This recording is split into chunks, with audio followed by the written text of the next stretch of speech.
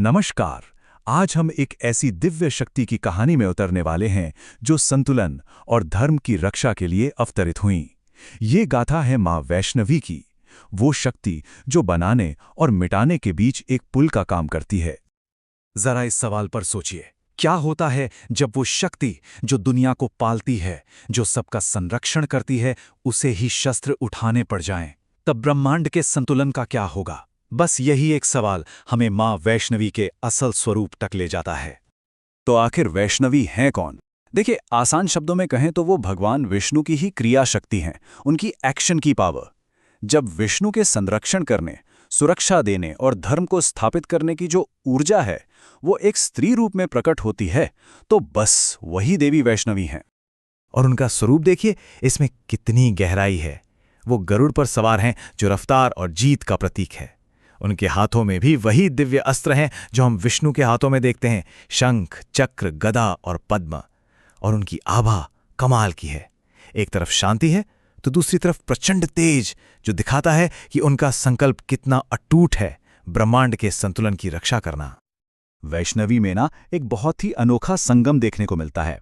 उनमें एक तरफ तो भगवान विष्णु जैसी शांत करुणा है जो सबका ध्यान रखती है, और दूसरी तरफ देवी दुर्गा जैसी वो भयंकर योद्धा वाली ऊर्जा भी है जो अधर्म का नाश कर देती है। मतलब वो रक्षक भी हैं और जरूरत पड़ने पर संहारक भी। तो सवाल उठता है कि ऐसी दिव्य शक्ति को प्रकट होने की जरूरत ही क्यों पड़ी? वो इसलिए क्योंकि एक समय ऐसा आया जब ब्रह्मांड का पूरा बैलेंस बिगड़ चुका था।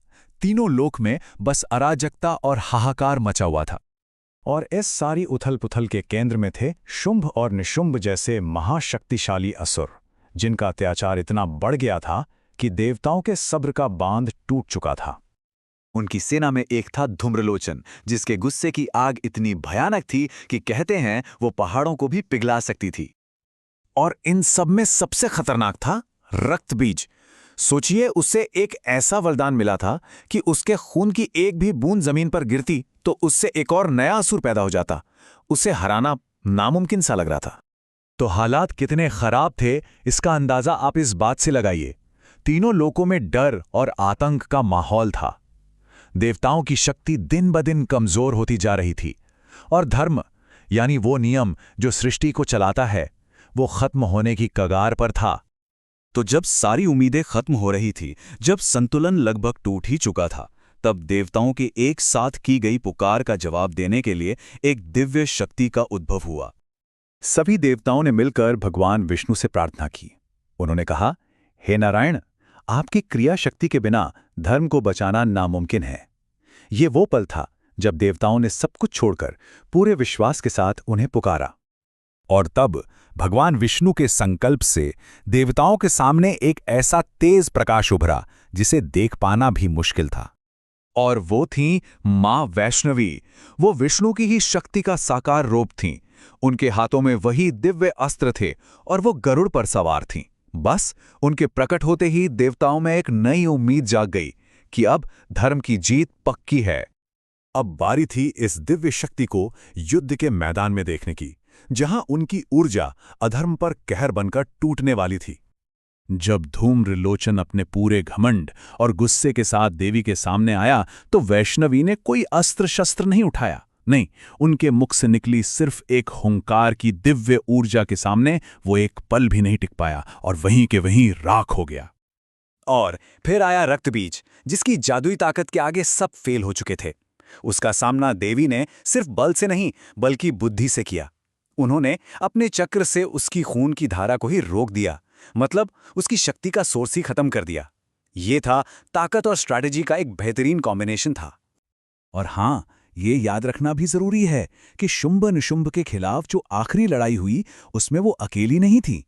उन्होंने अंबिका और काली जैसी दूसरी मातृशक्तियों के साथ मिलकर अधर्म का अंत किया। ये दिखाता है कि जब धर्म की रक्षा की बात आती है तो सारी दिव्य शक्तियां एक हो जाती हैं।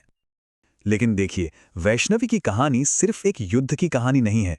इसका एक बहुत गहरा आध्यात्मिक मतलब है जो आज भी हमारी जिंदगी से जुड़ा हुआ है।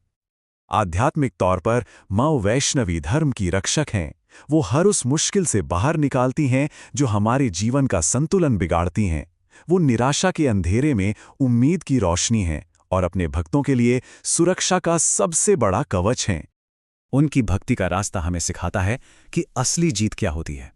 ये रास्ता है अपनी जिंदगी में संतुलन लाने का, नेगेटिविटी से खुद को बचाने का और धैर्य के साथ सही फैसले लेने की ताकत पाने का।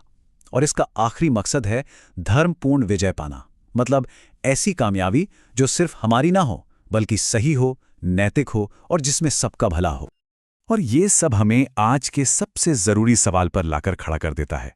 इस मॉडर्न लाइफ की भाग दौड़ और उथल पुथल में जब हमारा खुद का बैलेंस बिगड़ता है, तब हम अपने अंदर की ताकत और सही रास्ते का वो सोर्स कहाँ ढूंढते हैं? इस पर विचार जरूर कीजिएगा।